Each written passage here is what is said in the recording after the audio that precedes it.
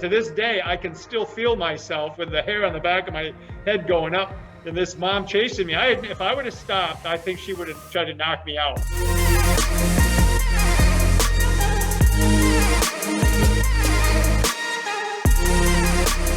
Welcome to the Talking Shop podcast, where I'm here to share stories, lessons, and experiences in sports performance and professional development. I'm your host, Matt Tometz, and today I'm joined by the legend, Lee Taft. How are you doing today?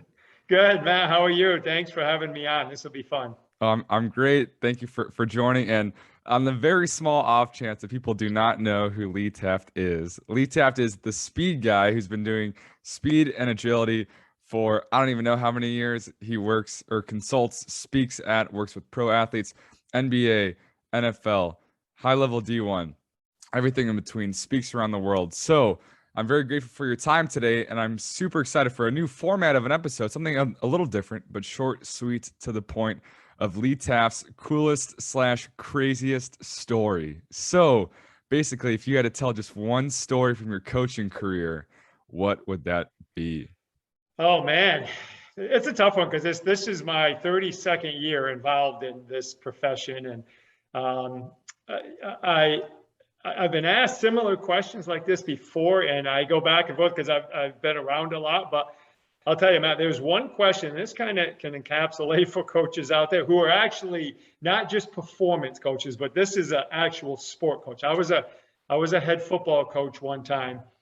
And so I had a player that was very talented. You know, when his head was straight, he was probably my best overall player. Could just do a lot, very talented. But he was also a major discipline problem in school, and he just was one of those kids. I think that's what made him tough. He didn't care. He just, he was going for blood all the time.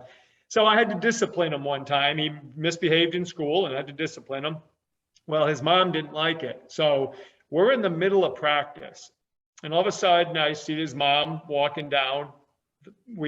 Our football field is kind of down this little hill, and she comes walking down at a pretty good pace. And I'm sitting there thinking to myself, okay, this might not go well. Uh-oh. And so next thing you know, she just kept walking right onto the field, just kept coming, hadn't said a word yet. I'm just looking at the corner of my eye, and I'm seeing her coming out there.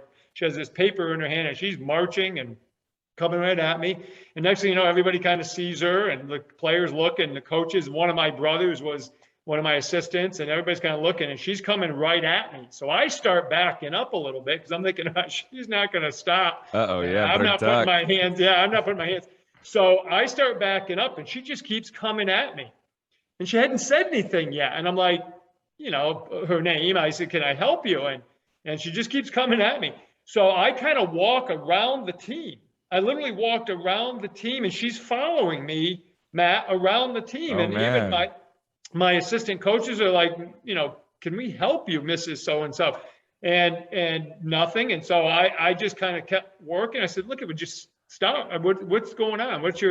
She would not stop coming at me. So Matt, I walked up the hill. She kept following me. And I told my staff, just keep going, keep practice going. She followed me. I went to the school. I walked through the hallway, and she kept coming. I went into the principal's office. I probably had about a 15-second lead. And I said, listen, this mom's coming after me. I don't know what it is. She hasn't stopped chasing me for the last 2 minutes. And so she comes in to the office. I go around his desk behind him, and he says to her, look, please have a seat. So she sits down. I go around. I go right back out the door, go right back to practice. And he ended up dealing with her. But I've had obviously running with parents, but I've always remember that to this day, I can still feel myself with the hair on the back of my head going up, and this mom chasing me. If I would have stopped, I think she would have tried to knock me out right there. I don't know. Oh my gosh. Because she never stopped coming at me. And I would say of all the things that I've done, that's probably the craziest thing, because it was like a very surreal moment. I didn't know what to do, because if it was a father, I probably would have stood my ground right there and said, well, do not mess with moms, for sure. Yeah, not with her. And so I just kept going. But yeah, that one always sticks in my head. That was probably 20 something years ago. So I was gonna say, good thing you're a speed coach and you teach how to retreat and backpedals. You're just like, oh, back pedal. I'm yeah. telling you, I needed every skill I ever taught. That's for sure. It's interesting she stayed the same pace the whole time. That sounds like quite the distance you guys went. It was. That's what I'm saying. This whole event was probably like a 10-minute thing. From the time I saw her and her going around and then going up the hill, and I'm trying to talk to her a little bit up the hill as I'm moving and then going in. And by the time I got back, I'm like, holy cow. Even the son was there, obviously. And he's just kind of laughing with his friends because he probably is used to that type of behavior. But it was the oddest thing I ever went through. Even my coaching staff, that meeting after practice, I don't think we covered anything but talked about that the whole time. What was the resolution when you followed up with the principal? What happened? He just said she was furious that he got in trouble and I had to discipline him, which means he missed a game. And she thought it was unfair because the teacher was being, disrespectful to him. And this same kid threw a bottle at me one day in the hallway. You know what I mean? So that's the type of kid he is. You know what I mean? He was and the thing is, I love the kid to death. I never took things personal. I protected all my kids, and I knew they were going to get upset at times. And it just was one of those situations that finally the principal had to say, listen, this is the bottom line. We did this. If Coach Taft didn't discipline him, we were disciplining him anyway. So it ended up being, sat out, and then finally that was it. And the funny thing is, after that, I can remember when this boy graduated and all. I mean, the mom gave me a hug and thank you for all you did and all this and that. So that's why sometimes you never get too high, never get too low. Yeah. Do you remember the extent of the conversation whenever you first had to kind of chat and discipline with him? Was he receptive? Did he not really accept it, or kind of, do you remember that convo? Yeah. No, he never he never did anything wrong on his side, right? He was always like, well, during class, he did something, that upset the teacher or whatever, and the teacher tried to say something, and rather than just being quiet, he kept going, and next thing you know, it becomes a verbal thing back and forth, and then kid gets up and leaves the classroom just on his own. So, so it was one of those, but his interpretation, he was getting picked on, but according to him, everybody picked on him. But yeah, he was the, kid who caused more problems than any kid I had. But and the thing is, he wasn't really like a bad kid. He just had no governor. Like, he had no way to control his emotions once he lost it. And I just don't think he was ever taught how to do that, how to control it. And so that was one thing that was part of my job as coaching. And, you kind of deal with it, but little by little, the kids kind of grow on you and you start to grow on them, as long as you're fair and consistent. I was always fair, always consistent. And so the kids actually did appreciate it, even though they'd get mad at me at times. So yeah, I feel like consistency is definitely an underrated key to stuff like that. But it's also interesting how most stories like that end up with like the coach winning the kid over time. And it's like a complete 180. But I guess kind of last thing on this topic, knowing that you've been in coaching over 30 years, whether it was one-on-one consulting or with team stuff, what is the key? I guess you kind of chatted on a few, but the key or the art of that like stern convo from all of your experiences?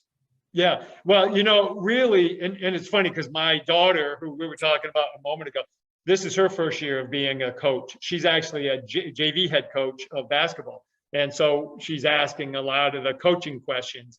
And the one thing I told her, and this is how I always, I think, earned respect with my players throughout the years of coaching, is I was always very clear up front. So the standards were set, expectations were set, and consequences to misbehavior or breaking rules for the most part were set. Now, as I got older, you kind of have open-ended rules sometimes, because it does depend at times.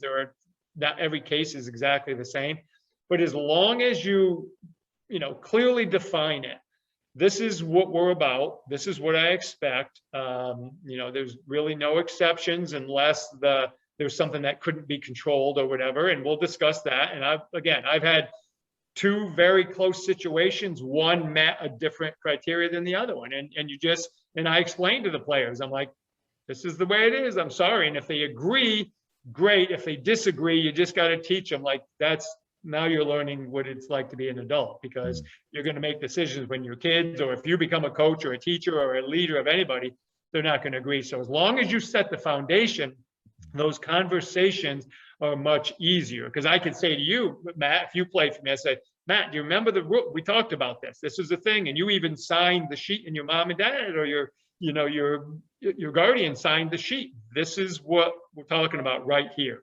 Does that make sense? And really, they have no place to go after that. They have to accept it.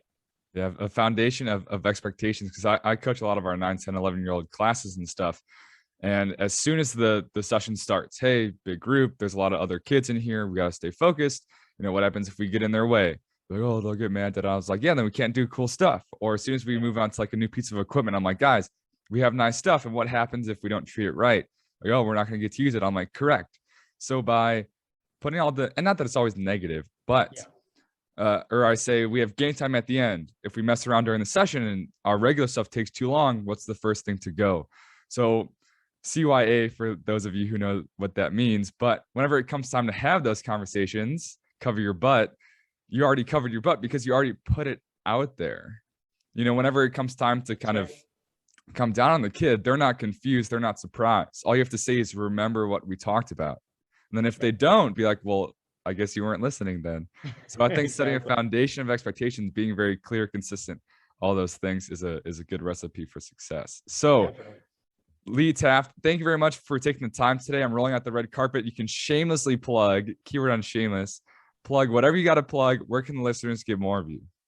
Appreciate it, Matt. If they just go to leetaft.com, they can find out all the stuff we got going on. And if they happen to enjoy basketball, we got a new program at basketballspeedspecialist.com, which is pretty cool. Getting a lot of great feedback from that. So and I'm out there on social media at Lee Taft. You can pretty much find me. So I appreciate that. All right. Thank you very much. And I'm looking forward to chatting next. Thanks, Matt.